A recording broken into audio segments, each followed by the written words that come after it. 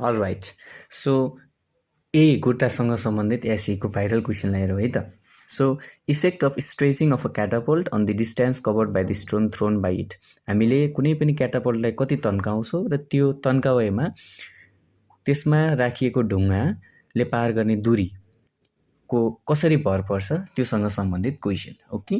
यो क्वेसन चाहिँ एसईमा धेरै पटक सोधेको छ हजुरले देख्न सक्नुहुन्छ सो गुट्टा थोरै तन्कायो भने चाहिँ थोरै दूरी पार गर्छ ढुङ्गाले धेरै तन्कायो भने धेरै दूरी पार गर्छ अब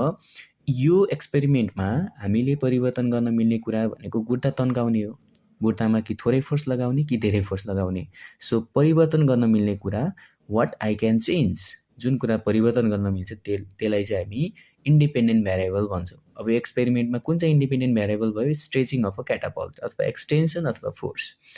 ओके हामीले चाहिँ गुट्टामा लगाउने फोर्स परिवर्तन गर्न मिल्छ कज हो यो कारण भयो होइन त्यसपछि अब गुट्टामा थोरै फोर्स लगायो भने दूरी चाहिँ थोरै पार गर्छ धेरै फोर्स लगायो भने दूरी चाहिँ धेरै पार गर्छ सो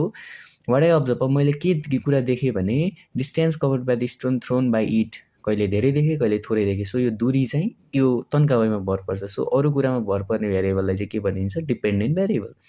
एन्ड लास्टमा अब यो एक्सपेरिमेन्टमा एउटा डिपेन्डेन्ट एउटा इन्डिपेन्डेन्ट एउटा डिपेन्डेन्ट एउटा इन्डिपेन्डेन्ट अब बाँकीका सबै चाहिँ कन्ट्रोल भ्यारिएबलहरू जुन चाहिँ एक्सपेरिमेन्टमा कन्ट्रोल गर्नुपर्छ जस्तो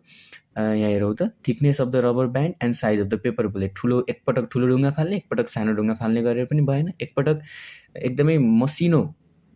रबर ल्याउने एकपटक चाहिँ मोटो रबर ल्याएर एक्सपेरिमेन्ट गरेर पनि भएन सो यी कुराहरूलाई चाहिँ कन्ट्रोल गर्नुपर्छ so this question is asked many time so